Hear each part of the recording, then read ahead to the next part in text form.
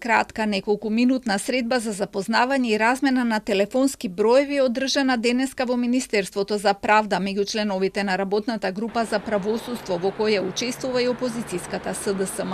На средбата присуствували и подпредседателката на партијата Ана Чупеска и професорката Елена Михајлова Стратилати, од кои Филипче не се откажува и покрај тоа што министерот неодамна изјави дека е неприфатливо да работат на реформските закони, од причина што учествувале во подготовка на уставните измени во 2023 година.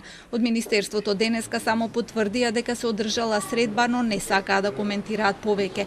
Филипче пак изјави дека нема намера да ги повлече Чупеска и Михајлова, а ќе предложи лица и за другите работни групи што беа договорени на неговата средба со премиерот. Да, во сите области во кои што имаме закони од реформската агенда, а во однос на тимот за правосудство, покрај подпредседателката и уште една професорка од правниот факултет, после првичниот коментар на министерот за правда, кој што не знам на што се темееше, веројатно некое дневно политичко препукување, во текот на вчерашниот ден стигна предлог за средба и сепак еден систем кој што треба да го воспоставиме.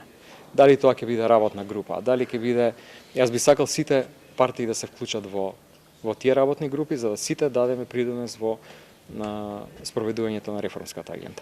Партијата паралелно работи на анкети со кои се испитува поддршката на членството за потенцијалните кандидати за градоначалници и советници. Филипче најави дека следната недела ќе промовираат 10 кандидати. Не одговори директно дали меѓу нив повторно ќе биде и градоначалникот на Центар Горан Герасимовски, велејќи дека разговорите се уште траат. Партнерите од коалицијата ќе настапат заеднички на изборите, а започнуваат разговори и согледуваат околности за можна коалиција со албански партнер.